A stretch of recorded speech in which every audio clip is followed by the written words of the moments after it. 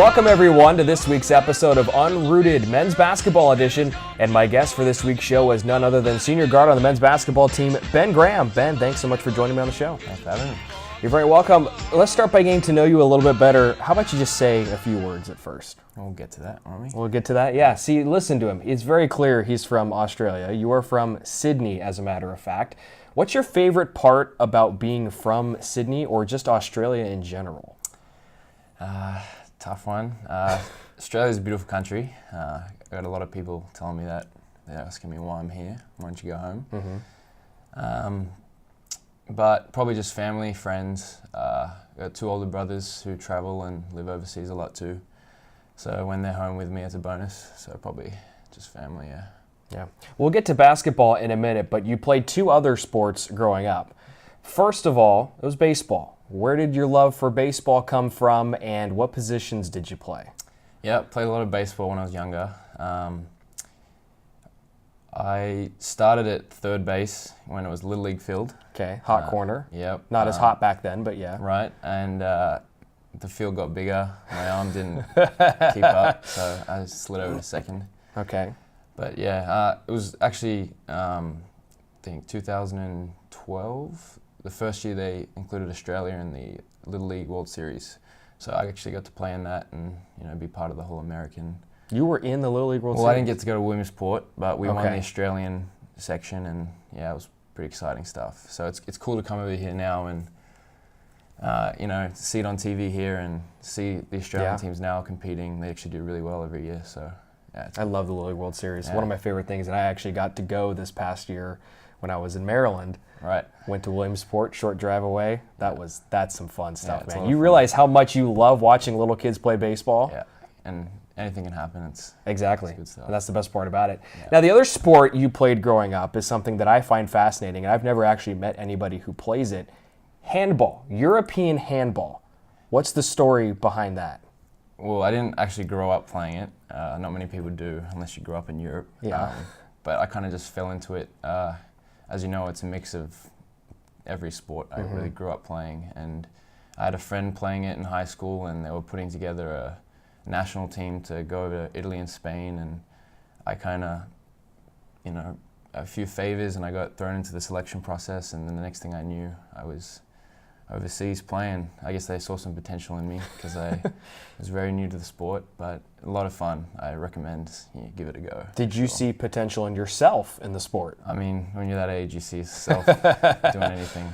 So how long did you wind up playing handball? I pretty much less than a year. Oh, that's it? Yeah, I had to focus on end of high school and then trying to come over here and play basketball, so had to give it up pretty quick. You know, I say basketball probably a little bit time consuming when you're going to go play it collegiately, especially overseas. Yeah, exactly. Now let's talk a little bit about basketball and about the team in general. Things have been very well as of late for the Oaks. You guys are 9-2 early on in the season. The defense has really started to tighten up the last few games. It's been the one thing I've noticed. What have you worked on as a team to help the defensive play as the unit? Yeah, I think we showed from game one we could get stops and limit teams to points, but we weren't that consistent. I think those two losses we had in a row in the middle there kind of woke a few guys up, and we all kind of, figured out that to, win these games, we're going to have to play defense and offense because we haven't had much trouble scoring the basketball yet. So especially the last few games, we had a few teams come in that were, scoring 80 points a game sort of stuff. So we knew if we didn't play defense, we wouldn't give ourselves a chance. So. Yeah.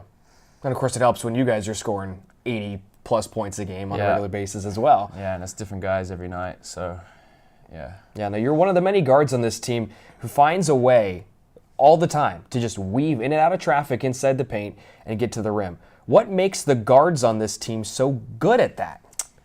Yeah, I mean, we've got a lot of depth at the guard positions, and we all do it different ways. Yeah. I think it has a lot to do with just our spacing, the way we move the ball. Our bigs are doing a really good job of attracting double teams, kicking out, opening up lanes for us. It's probably the most unselfish team I've played on my time at Menlo. So, the ball's moving, it's easy to drive and get to the hoop, and guys are sharing it. Makes me go back to the game winner you had in the Big Island Classic about a year ago, this time last year over in Hawaii. Same kind of thing. You're outside the arc. You take it all the way yourself, drive in, do a little spin move around their big center. Next thing you know, ball's in at the buzzer, you win the game. Yeah, it was a good memory. Is that one of the best you've had so far at Menlo? Definitely a highlight of basketball for my career, really. For sure. Now, this team has had its share of blowout wins as well as nail-biter victories so far in 2017. Do you think the games that you've played so far have done a good job of preparing you guys for the very tough GSAC schedule up ahead? Probably not so much the blowouts.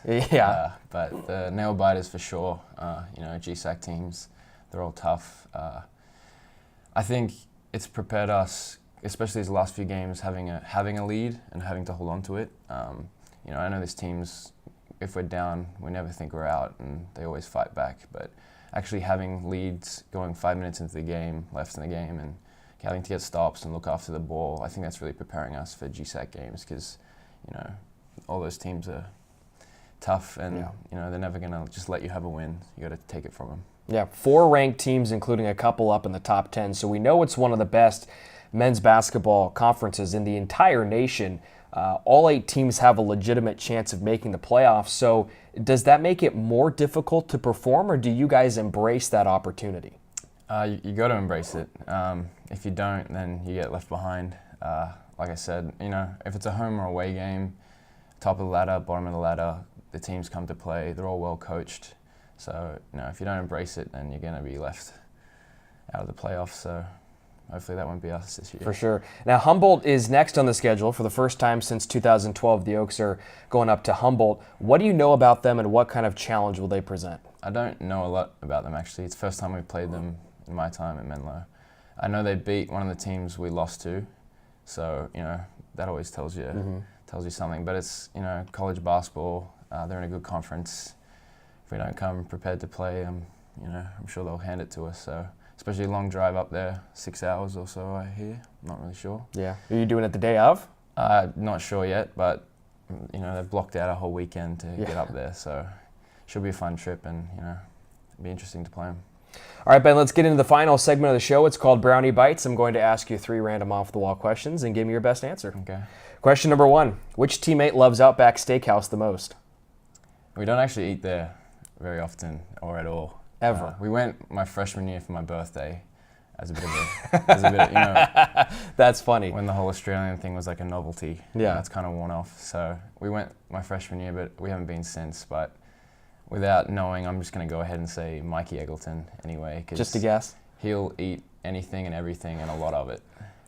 Smallest guy on the team, and he'll out-eat you. A lot of shrimp on the bobby? Yeah, not so much. Not so much. Question number 2. Which teammate would make the worst handball player? He's going to get upset at me, but I'm going to go Eric Fredland. Because of his size? Yeah, there's just some sports being that high off the ground is a disadvantage.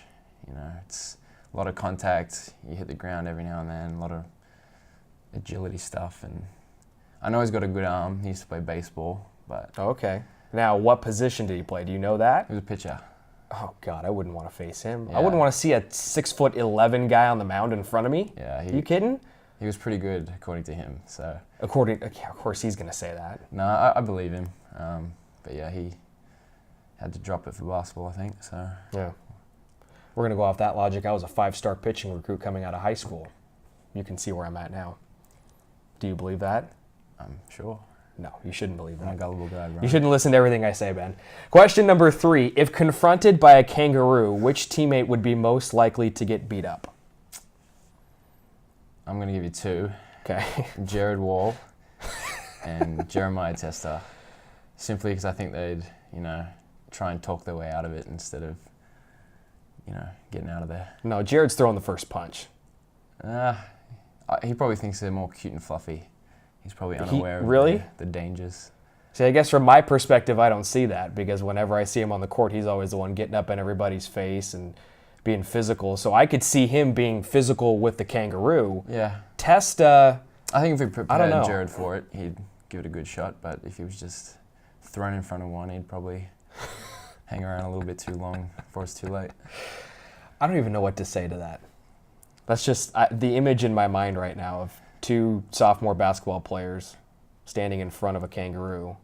It's about ready to knock them out. Yeah. Kangaroo Jack, ladies and gentlemen. You're welcome.